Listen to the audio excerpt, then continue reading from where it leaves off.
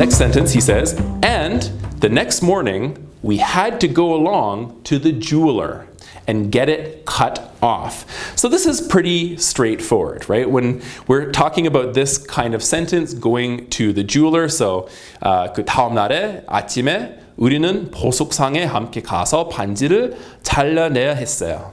So we had to go to, and it's once again saying we had to. Every time you see must or have to or should, it's actually quite easy when we translate it into Korean because you can think right away. 뭐뭐 해야 하다 or 해야 되다. It's very simple to interpret these and change them into Korean. So once again, going here, 우리는 그 보석상에 함께 가서 반지를 잘라내야만 했어요. All we had to do was go to the, in this case, the 보석상, the jeweler. Okay? So, and then they got it cut off. Now, when we have the word cut off, and this is another interesting one. So, to cut off something, this is a phrasal verb, to cut off. It's a verb plus a preposition. And when we say to cut off something, we are not saying anything more, really, than to cut something. You cut it, and then a piece of it comes off. But in Korean, whether you're cutting something off or just cutting something, usually the difference is quite small. So to cut something, so 자르다, right? But when you cut something off, like for example, 잘라버렸다, right? You cut it and it's gone. You got rid of it. That's kind of a similar meaning here, to cut off. So instead of saying, for example, 잘라내야만 했어요, you could also say 잘라버렸어요, right? We cut it off. But in any case, that would be the biggest difference between to cut and to cut off. So next up, the interviewer says, that's pretty good. That's pretty good. Now, this small sentence actually has a lot of meaning in it. When he says, that's pretty good, he's not just saying, 그건 참 좋아요, right? He's actually saying, wow, that's pretty good. You have to read the situation. 이 상황을 잘 읽어야죠. 이 사람이 그냥 이것은 참 좋다는 말이 아니고 그 얘기는 아주 재미있었다, right? This was a fun story. This is a fun detail. So, next he says, so we're going to put up some slides of some of your companies here. So, 그럼 지금부터 슬라이드를 볼 텐데요. Now he says in the Korean translation, they often say 볼 텐데, but this actual expression has a very interesting meaning. When you say the difference between 보다 or 볼 거예요 or 볼 텐데, these have very different meanings. And 볼 텐데 means it's supposed to, we're supposed to.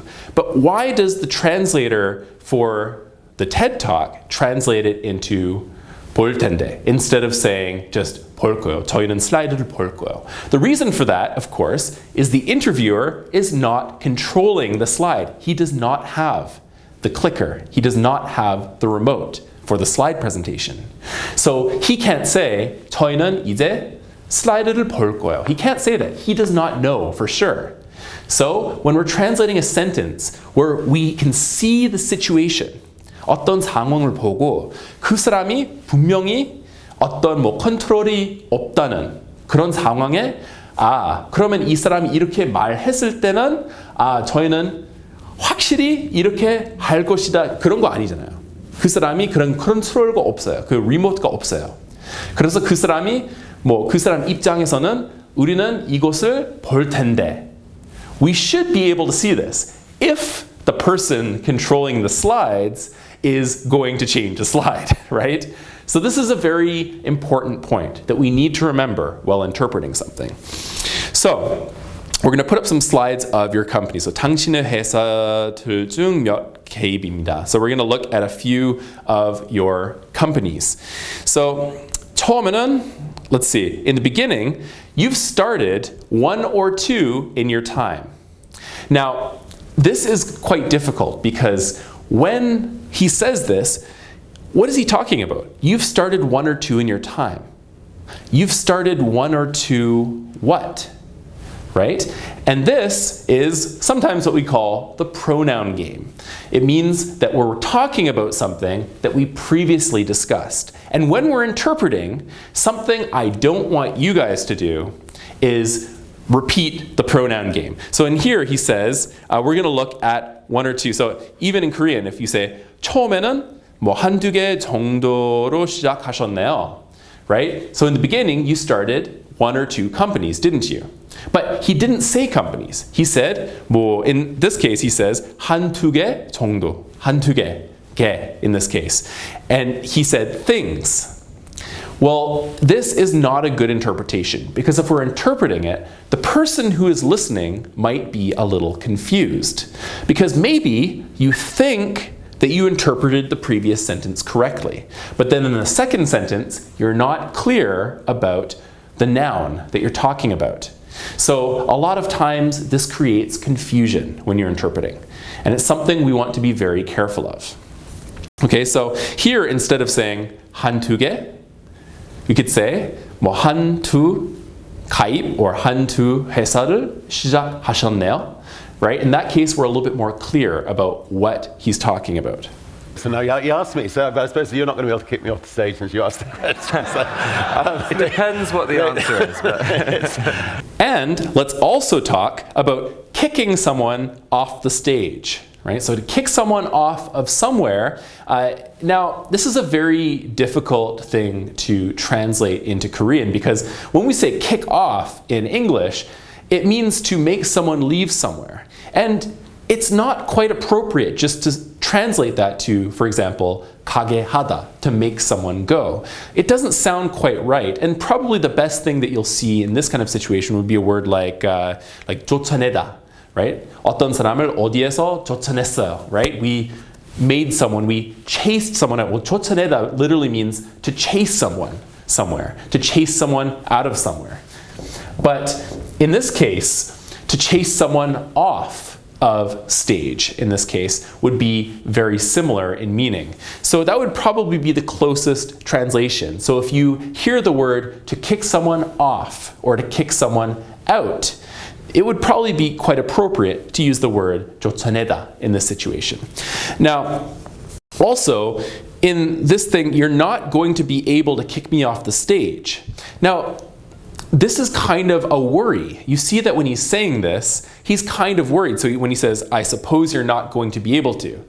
And when he's saying this, you're not going to be able to, you really have to feel the situation. 정말 이 상황을 잘 느끼고, 그래서 이 상황에서 이분이 약간 걱정을 하고 있는 그런 마음을 갖고 있어요. 그래서 in this situation, when he says, you're not going to, right?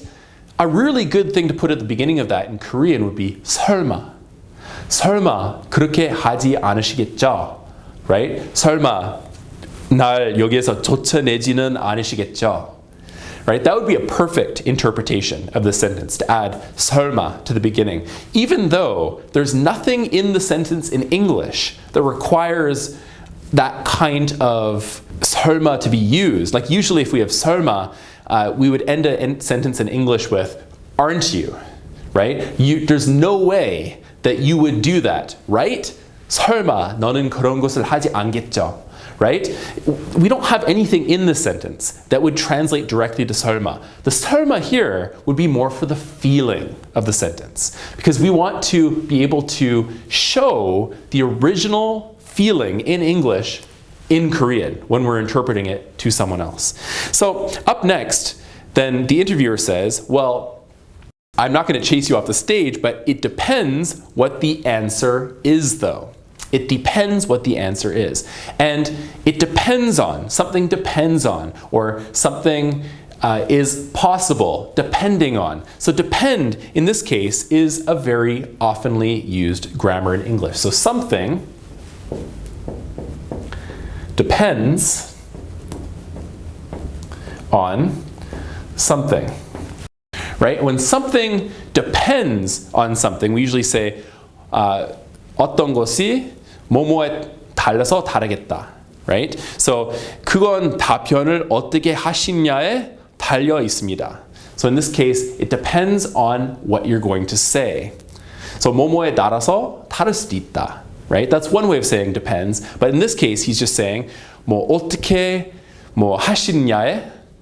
So you could also translate another way of saying 어떻게 말하는지에 대해서 다를 수 있다. But in this case, he says 어떻게 하시냐에 달려 있습니다. Okay? So that's a really great sentence. It depends on. So what you do depends on what I do. 너는 뭐 할 것이냐? 그것은 내가 어떻게 하는지에 대해서 다를 수 있어요, right? It depends. It could be different depending on how I do it.